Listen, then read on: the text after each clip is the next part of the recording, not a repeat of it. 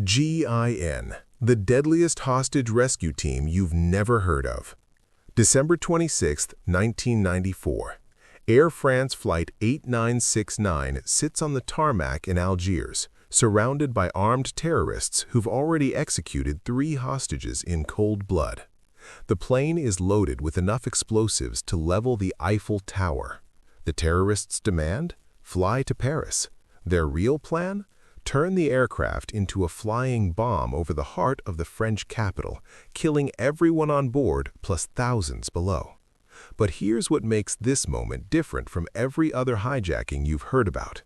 Waiting in the shadows back in France is a tactical unit so precise, so lethally effective that they maintain a success rate that seems statistically impossible. We're talking about a team that has conducted over 1,800 operations, rescued more than 600 hostages, and here's the part that'll make you pause. Their casualty rate among hostages is virtually 0. Not the Navy SEALs, not the SAS, not Delta Force. I'm talking about GIGN, the National Gendarmerie Intervention Group of France. And the story of what happened on that airport tarmac, along with the decades of operations you've never heard about, reveals something disturbing about the nature of modern violence and the people we've trained to stop it. Because here's what nobody tells you about elite tactical units. The difference between life and death in a hostage crisis often comes down to seconds, and the teams that can operate within those seconds exist in a world most of us can't even imagine. GIGN doesn't just operate in that world, they wrote the playbook for it. Section 1. The Impossible Beginning. To understand GIGN, you need to understand 1972. Not because that's when they were founded, they weren't, but because that's when the world changed. September 5th, Munich Olympics. Palestinian terrorists take 11 Israeli hostages in Munich. The German police response is catastrophic. All the hostages die, 5 terrorists die, 1 police officer dies. It's a bloodbath broadcast live to millions, and it exposes a terrifying truth. Regular law enforcement isn't equipped to handle this new breed of violence. France watches this disaster unfold and makes a decision that will alter the landscape of counterterrorism forever. Lieutenant Christian Proutot receives an assignment that sounds impossible. Create a tactical unit from scratch that can handle what Munich couldn't. But there's a catch. He has almost no budget, minimal support, and has to build this team while still maintaining his regular duties. Proutot's first move reveals everything you need to know about GIGN's philosophy. He doesn't recruit soldiers, he recruits gendarmes, French military police who understand both military precision and law enforcement restraint. Because here's what most people miss. Hostage rescue isn't about overwhelming firepower, it's about surgical precision in the most chaotic environment imaginable. The first team? 15 men. That's it. 15 operators who would establish protocols that elite units worldwide still study today. They trained in abandoned buildings, using their own money for equipment, developing techniques that had never been tested in real operations because real operations were the test. Section 2. The philosophy that changed everything. But what Proutot built wasn't just another tactical team, it was something fundamentally different, and the difference is in a number that seems absurd when you first hear it. The average police sniper trains to make accurate shots at about 100 meters. GIGN snipers are required to maintain pinpoint accuracy at 200 meters. But that's not the impressive part. The impressive part is what they're shooting at, a circle the size of a euro coin. Now factor in that they often have to make this shot in the dark, in wind, through glass, with a hostage's head inches away from the target. This isn't just marksmanship, this is a completely different philosophy of violence. Here's what I mean. In February 1976, just 2 years after GIGN's creation, they get their first real test. A school bus full of children is hijacked in Djibouti by Somali separatists. 6 children are on board. The negotiators are getting nowhere. The situation is deteriorating rapidly. GIGN deploys. But instead of the dramatic assault you're imagining, they do something unexpected. They wait, they study. For hours, they map out every inch of that bus, every movement of the hijackers, every variable that could go wrong. When they finally move, it's over in 17 seconds. All 6 children safe, all hijackers neutralized. 17 seconds to end a crisis that had dragged on for hours. But those 17 seconds were the culmination of meticulous planning that other tactical units simply weren't doing at the time. This becomes GIGN's signature, the patience of a sniper combined with the explosive speed of a close-quarters specialist. And it's this combination that makes them so effective at something that seems contradictory: controlled chaos. Section 3. The selection that breaks everyone. Now, you might be thinking, okay, they're well-trained, so are lots of units, but you don't understand what GIGN selection actually involves, and when you hear it, you'll realize why this unit operates on a different level. The selection process lasts 10 months, not 10 weeks, 10 months, and the failure rate hovers around 80 to 85%. But here's what makes it truly brutal. It's not just physical. In fact, the psychological evaluation is often what breaks candidates who could run marathons in full gear. Candidates face something called the stress chamber, a scenario where they're placed in increasingly impossible situations designed to fracture their decision-making under pressure. They might have to choose between shooting a target that could be a hostage or a terrorist with milliseconds to decide. Get it wrong, and you're done. Hesitate too long, and you're done. The margin for error is designed to be smaller than anything they'll face in real operations. But there's something else that sets GIGN apart, something most people don't know. Every operator, not just specialists, but every single operator is trained in multiple disciplines. You're not just a breacher or just a sniper. You're a sniper who can also perform emergency medical procedures, conduct explosive ordnance disposal, pilot helicopters, and negotiate in multiple languages. Consider this. The average GIGN operator spends over 900 hours per year in training. That's more than many professional athletes. They maintain proficiency in over 20 different weapon systems. They train in urban environments, maritime operations, mountain warfare, close protection and counterterrorism scenarios that range from hijacked aircraft to nuclear facility sieges. And they do all of this while maintaining a readiness posture that requires them to be capable of deployment anywhere in France within 2 hours, anywhere in Europe within 6 hours. Section 4. The Marseille operation that changed everything. Let's go back to that hijacked plane. December 26, 1994. Air France Flight 8969. Because what happens next becomes the defining moment that proves everything GIGN has built. The armed Islamic group has taken the plane. They've executed 3 hostages already, a Vietnamese diplomat, a French cook, and an Algerian police officer. Each execution designed to show they're serious. The Algerian special forces want to storm the plane, but the French government refuses. They want GIGN.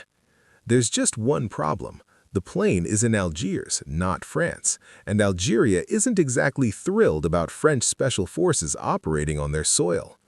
The negotiation to even get GIGN into position takes precious hours while the situation deteriorates.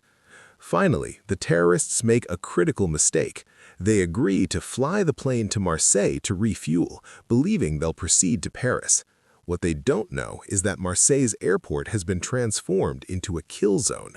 GIGN has had time to prepare, and preparation is where they excel. The moment the plane lands in Marseille, it's surrounded. But GIGN doesn't rush in. They wait. They negotiate. They buy time while collecting intelligence, thermal imaging showing where the terrorists are positioned, acoustic monitoring picking up conversations, analyzing the hijackers' psychological state through their demands and behavior. 20 hours pass. Then something shifts. Intelligence suggests the terrorists are preparing to execute more hostages at dawn, possibly detonating the explosives. The assault window is closing. At 5:12 p.m. on December 26th, GIGN moves.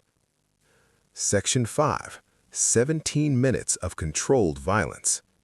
Here's what makes the Marseille assault technically remarkable. The aircraft is an Airbus A300, one of the largest commercial aircraft in service. Inside are 173 passengers and crew, 4 heavily armed terrorists, and enough explosives to vaporize everything within 100 meters. GIGN's assault plan involves simultaneous entry from 4 points: the cockpit, 2 emergency doors, and the rear. The timing has to be perfect because the moment the terrorists realize what's happening, they'll either start executing hostages or detonate the explosives. The breach happens at 5:12 p.m. exactly. Snipers engage simultaneously, taking out 2 terrorists in the first 3 seconds. Flashbang grenades detonate, creating sensory overload. Assault teams pour through the openings. But immediately, the plan hits complications. The aircraft's unique configuration means the angles are wrong. One terrorist is positioned where the snipers can't get a clean shot without risking passengers. The close-quarters battle inside the aircraft becomes savage. Gunfire in an enclosed aluminum tube, ricochets, screaming passengers, smoke from the flashbangs limiting visibility to inches. 9 GIGN operators are wounded in the assault. They continue fighting. One operator takes a bullet to the helmet that would have killed him if not for the latest ballistic protection. He's stunned but operational within seconds. 17 minutes. That's how long the assault lasts. All 4 terrorists neutralized. All 173 passengers and crew rescued alive. 9 GIGN operators wounded, but none killed. The media calls it a miracle. GIGN calls it Tuesday. But here's what the public doesn't see in the aftermath: the psychological cost. These operators have just engaged in close-quarters combat in an environment designed to maximize casualties. They've made split-second decisions where the wrong choice could have killed dozens, and they'll do it again because that's what they train for. Section 6. The operations nobody talks about. Marseille made GIGN famous, but it's the operations you've never heard about that reveal their true operational tempo. Since 1974, GIGN has conducted over 1,800 operations. Let that sink in. That's roughly 38 operations per year, every year for 5 decades. And we're not talking about routine arrests. We're talking about high-risk interventions involving armed suspects, hostages, or terrorist threats. In 1988, they assaulted a cave complex in New Caledonia where separatists were holding French gendarmes hostage. The operation required rappelling down cliffs, navigating underground tunnels, and assaulting fortified positions. 2 GIGN operators and 19 hostages emerged alive. The separatists didn't. In 1993, they stormed an Air France plane in Algiers, a dry run for what would happen in Marseille the following year. In 2015, during the Charlie Hebdo attacks, GIGN operators were among the first responders, coordinating with other French tactical units to corner and neutralize the terrorists. But it's the operations that stay classified that tell the real story. Maritime interdictions off the coast of Somalia, counter-narcotics operations in the Caribbean, hostage rescues in West Africa. These aren't announced. There are no press conferences. The operators involved can't even tell their families what they did. One former operator described it like this in an interview: "We train for the worst day of someone else's life. We train so that when that day comes, we can make it slightly less terrible. That's the job." That understatement masks something profound. These operators exist in a constant state of readiness for violence that most people will never experience. And they do it knowing that success means nobody dies. Not the hostages, not their teammates, ideally not even the suspects unless absolutely necessary. Section 7. The psychology of precision violence. There's a concept in tactical operations called the critical decision window, the moment where action must be taken regardless of incomplete information. For most police units, that window is measured in minutes. For GIGN, it's measured in seconds. This creates a unique psychological profile. GIGN operators undergo continuous psychological evaluation, not just during selection but throughout their careers, because the kind of person who can function in that critical decision window isn't normal, and the stress of maintaining that capability takes a toll. Research conducted with GIGN operators, the little that's been published, shows something fascinating. Their stress hormones during actual operations are often lower than during training. Why? Because the training is designed to be more stressful than reality.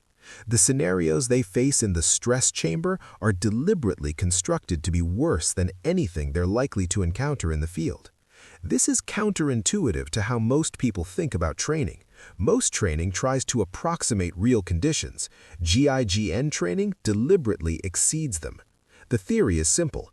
If you can handle a scenario where everything goes wrong simultaneously, handling a scenario where only some things go wrong becomes almost routine. But there's a cost. The divorce rate among GIGN operators is significantly higher than the general population. The rate of post-traumatic stress, while lower than you might expect for people in their line of work, still affects operators after particularly brutal operations.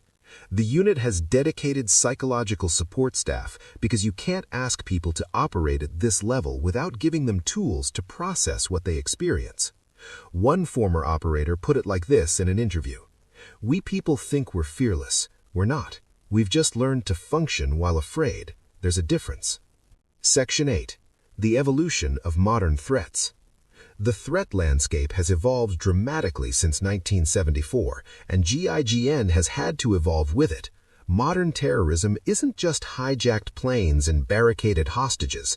It's decentralized networks, lone wolf attackers, and threats that can materialize with virtually no warning. November 2015, Paris is under attack. The Bataclan Theater, restaurants, a stadium, multiple locations hit simultaneously by coordinated terrorist cells. It's every counterterrorism unit's nightmare, dispersed attacks requiring simultaneous responses. GIGN deploys alongside other French tactical units. The Bataclan assault becomes a case study in adaptive tactics. The terrorists are wearing explosive vests, the venue is packed with civilians, the acoustics make communication nearly impossible, and the terrorists have had time to fortify their positions. The assault involved careful coordination between multiple units, each with slightly different training and protocols. GIGN operators had to adapt their tactics on the fly, incorporating elements they've drilled for years while accounting for variables they couldn't have predicted. 90 people die that night, most before tactical units can even arrive. But the swift response prevented even greater casualties. The terrorists planned to kill until dawn. GIGN and other units ensured they didn't get that chance. This operation revealed something crucial. The future of tactical operations isn't just about individual unit excellence. It's about interagency coordination, real-time intelligence integration, and the ability to scale responses across multiple crisis points simultaneously. GIGN adapted. They now train regularly with other French units, with allied counterterrorism teams across Europe, and they've incorporated lessons from conflicts in Iraq, Afghanistan, and Syria, where the nature of urban combat has evolved in ways that traditional hostage rescue training didn't account for. Section 9. The technology that changes the game. Modern GIGN operations bear little resemblance to the 1970s raids that established their reputation. The technology has evolved to the point where operators have capabilities that would seem like science fiction to the founding members. Thermal imaging that can detect body heat through walls. Acoustic sensors that can pinpoint the location of a whispered conversation inside a barricaded room. Micro-drones that can infiltrate a crisis site and provide real-time video feeds. Ballistic shields that can stop rifle rounds while being light enough for rapid movement. But here's what's interesting. GIGN operators will tell you that technology is only as good as the operator using it. A thermal imaging system can show you where people are in a room, but it can't tell you who's a hostage and who's a terrorist. That requires judgment, experience, and the ability to process incomplete information under extreme stress. One of GIGN's most significant technological advantages is something most people wouldn't even notice: their communication systems. During operations, every operator has access to a secure network that allows instant communication not just within the team, but with command elements, intelligence analysts, and even medical personnel. This creates what military theorists call a shared operational picture. Everyone involved has access to the same information simultaneously. Compare this to older operations where the assault team might go in blind, relying on intelligence that could be minutes or even hours old. Modern GIGN assault involve real-time updates. Target has moved from bedroom to bathroom, 2 hostages still in living room, 3rd hostile confirmed in kitchen. This integration of technology and human decision-making is where GIGN maintains its edge, because at the end of the day, the most sophisticated equipment in the world still requires someone capable of using it under the most extreme conditions imaginable. Section 10. The future of counterterrorism. So where does GIGN go from here? Because the nature of terrorism continues to evolve, and the unit that was founded to handle hijacked aircraft now faces threats that its creators couldn't have imagined. Cyberterrorism, biological weapons, chemical attacks, radiological dirty bombs. Each of these threats requires not just tactical excellence, but specialized knowledge that goes beyond traditional hostage rescue training. GIGN has responded by creating specialized subunits. There's a CBRN team, chemical, biological, radiological, nuclear, trained to operate in contaminated environments. There's a maritime unit, capable of assaulting ships, oil rigs, and other maritime targets. There's even a specialized team trained for high-altitude operations in aircraft and mountain environments. The selection process has evolved too. Modern GIGN operators need to be more than just tactically proficient. They need technological literacy, cultural awareness, foreign language skills, and the ability to operate in environments ranging from African jungles to Arctic conditions. But perhaps the most significant evolution is philosophical. Early GIGN operations focused almost exclusively on resolution through force, getting in, neutralizing threats, getting out. Modern GIGN places equal emphasis on crisis prevention and de-escalation.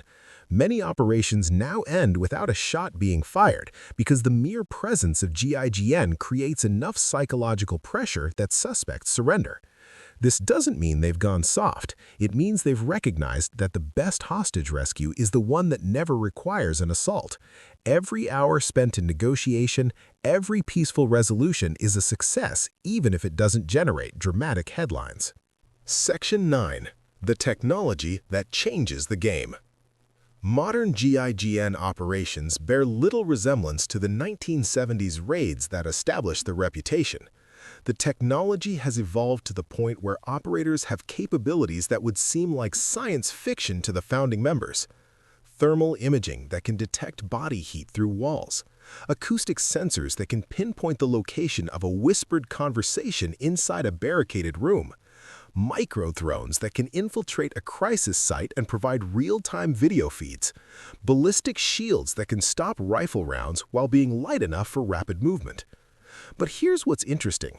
GIGN operators will tell you that technology is only as good as the operator using it. A thermal imaging system can show you where people are in a room, but it can't tell you who's a hostage and who's a terrorist. That requires judgment, experience, and the ability to process incomplete information under extreme stress. One of GIGN's most significant technological advantages is something most people wouldn't even notice: their communication systems. During operations, every operator has access to a secure network that allows instant communication not just within the team, but with command elements, intelligence analysts, and even medical personnel. This creates what military theorists call a shared operational picture. Everyone involved has access to the same information simultaneously. Compare this to older operations where the assault team might go in blind, relying on intelligence that could be minutes or even hours old. Modern GIGN assault involve real-time updates. Target has moved from bedroom to bathroom, 2 hostages still in living room, 3rd hostile confirmed in kitchen. This integration of technology and human decision-making is where GIGN maintains its edge, because at the end of the day, the most sophisticated equipment in the world still requires someone capable of using it under the most extreme conditions imaginable. Section 10. The future of counterterrorism. So where does GIGN go from here? Because the nature of terrorism continues to evolve, and the unit that was founded to handle hijacked aircraft now faces threats that its creators couldn't have imagined. Cyberterrorism, biological weapons, chemical attacks, radiological dirty bombs. Each of these threats requires not just tactical excellence, but specialized knowledge that goes beyond traditional hostage rescue training. GIGN has responded by creating specialized subunits. There's a CBRN team, chemical, biological, radiological, nuclear, trained to operate in contaminated environments. There's a maritime unit, capable of assaulting ships, oil rigs, and other maritime targets. There's even a specialized team trained for high-altitude operations in aircraft and mountain environments. The selection process has evolved too. Modern GIGN operators need to be more than just tactically proficient. They need technological literacy, cultural awareness, foreign language skills, and the ability to operate in environments ranging from African jungles to Arctic conditions. But perhaps the most significant evolution is philosophical. Early GIGN operations focused almost exclusively on resolution through force, getting in, neutralizing threats, getting out. Modern GIGN places equal emphasis on crisis prevention and de-escalation. Many operations now end without a shot being fired because the mere presence of GIGN creates enough psychological pressure that suspects surrender. This doesn't mean they've gone soft. It means they've recognized that the best hostage rescue is the one that never requires an assault. Every hour spent in negotiation, every peaceful resolution is a success, even if it doesn't generate dramatic headlines. There's something we need to address that rarely gets discussed in stories about elite tactical units. What it costs to maintain this capability, not in budget terms, but in human terms. GIN operators serve in the unit for an average of 8 to 10 years. That might seem short, but consider what those years entail. Constant training at the edge of physical and psychological limits, regular deployment to life-threatening situations, extended periods away from family, and the cumulative stress of knowing that any day might be the day you're called to make a split-second decision that determines whether someone lives or dies. The physiological cost is measurable. Joint problems from thousands of hours in full tactical gear. Hearing damage from years of exposure to gunfire and explosive breaching charges, even with protection. The psychological cost is harder to quantify, but no less real. One study of French tactical operators, including but not limited to GIN, found elevated rates of sleep disorders, hypervigilance even in safe environments, and relationship difficulties stemming from the inability to discuss their work with loved ones. These aren't necessarily signs of PTSD, they're the natural consequences of living with constant readiness for extreme violence. But here's what's remarkable. Retention rates within GIN remain high despite these costs. Operators who leave the unit almost universally describe it as the most meaningful work they've ever done. There's something profoundly human about dedicating yourself to protecting others, even at significant personal cost. One former operator described it like this: "My kids will never fully understand what I did. My wife knew I was gone a lot, but never knew where or why. But somewhere, there are people alive today because of operations I was part of. That has to be enough." Closing. The invisible shield. Here's the thing about units like GIN. Their success is measured not just in operations conducted, but in attacks prevented, disasters averted, and crises that never happen because potential terrorists know what they're up against. For every Marseille, there are dozens of operations that never make the news. Hostages rescued from kidnappers in West Africa, maritime interdictions that stopped weapon shipments, counterterrorism operations that disrupted attack planning before violence could occur. The unit that started with 15 men in 1974 now comprises several hundred operators supported by intelligence analysts, technical specialists, and administrative personnel. They maintain the same readiness posture, anywhere in France within 2 hours, anywhere in Europe within 6 hours, anywhere in the world within 24 hours. Since their founding, GIGN has rescued over 600 hostages with a success rate that remains unmatched globally. They've conducted operations in over 50 countries.